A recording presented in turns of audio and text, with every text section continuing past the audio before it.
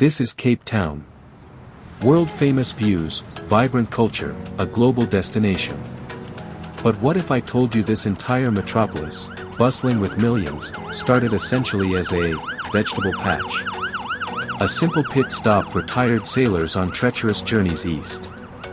How did a humble tavern by the sea transform into the complex, beautiful, and sometimes challenging city we see today? Join me as we journey through time, uncovering the story of Cape Town, from remote refreshment station to the vibrant, pressured metropolis of the 21st century. For ages, the Cape of Good Hope was incredibly important for European trade with the East. When land routes were blocked in the 1400s and 1500s, Portugal sought a sea route around Africa. Bartholomew Dias reached the Cape in 1488, calling it the Cape of Storms due to rough seas. Then, Vasco da Gama successfully rounded it in 1497, opening the direct sea route to Asia. This immediately sparked European interest, primarily as a strategic stopover point. Later, powerful trading companies emerged, like the Dutch East India Company, or VOC, founded in 1602. By the mid-1600s, the VOC dominated European trade with Asia, and their ships desperately needed a reliable place halfway to get fresh food and water. Dutch ships began using Table Bay, sometimes trading with the local Khoisan people. Realizing its strategic value, the VOC officially decided in 1651 to establish a refreshment station. The main goal? A steady supply of fresh vegetables, fruit, and meat for their ships, and a place for weary sailors to recover. It was conceived as a tavern by the sea. The task fell to Jan van Riebeeck, who arrived on April 6, 1652.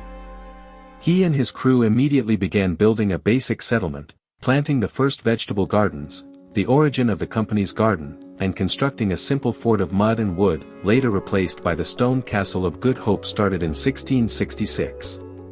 The initial goal was purely practical: support the VOC's eastern trade. Trading with the local Khoisan for food proved difficult as they resisted working for the settlement.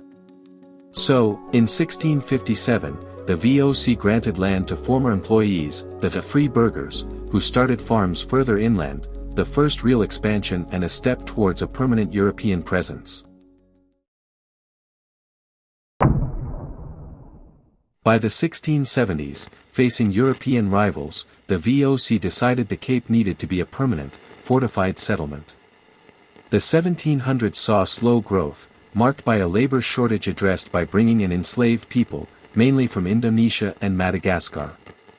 Their forced labor was crucial economically but created deep social and racial divisions. This era also saw devastating smallpox outbreaks severely impacting the local Khoisan population. The 1800s brought huge change. Great Britain took control in 1806, imposing new systems of government and law.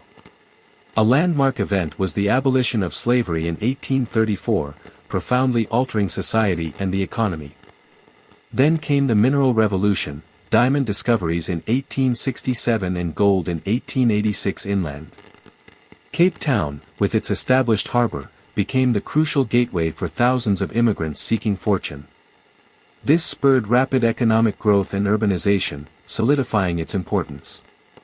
Cape Town's unique culture is a tapestry woven by these arrivals: Dutch influence in Afrikaans and architecture, French Huguenots bringing winemaking in 1688, the Cape Malay community from Southeast Asia contributing Islam and distinct cuisine, British language and systems, all alongside the ancient presence of the indigenous Khoisan.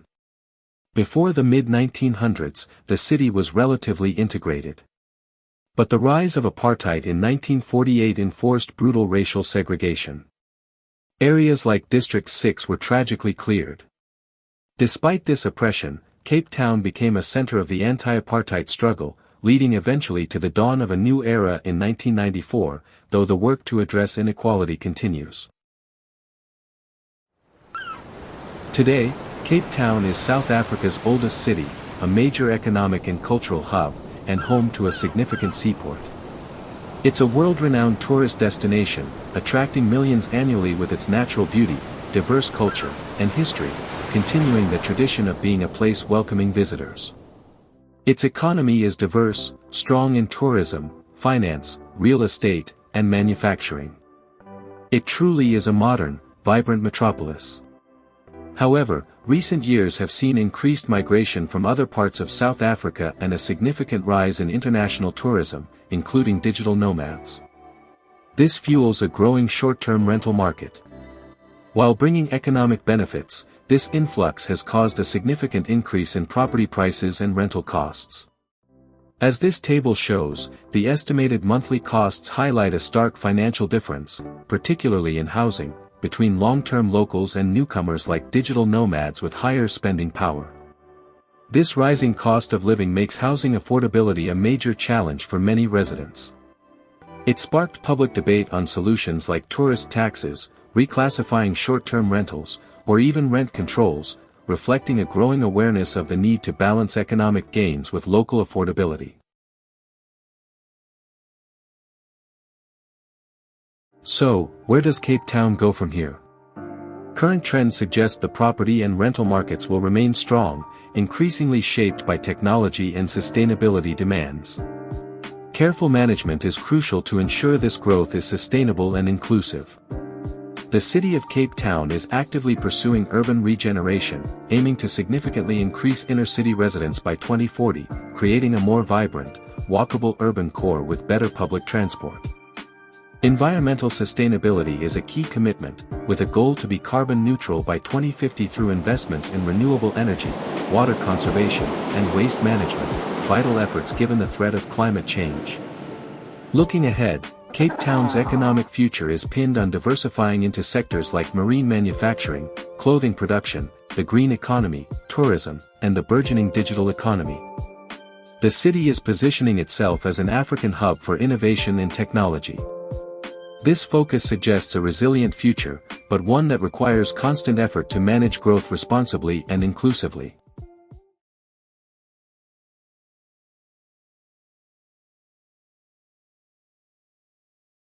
From a simple garden watering passing ships to a complex, globally connected city facing 21st century pressures.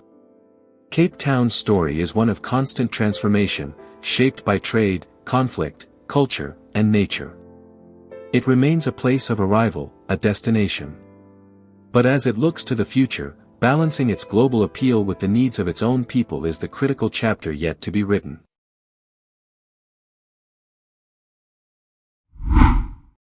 Okay, here's something to think about. How can Cape Town actually handle being this big global hotspot, grabbing the investment, the tourists, the talent, while making sure we protect our unique culture, our vibe, and keep things fair and affordable for all our people who live here? What does that balance really look like on the ground? And that's a wrap on our journey through Cape Town. I hope you found it interesting. If you did, hitting that like button would be amazing.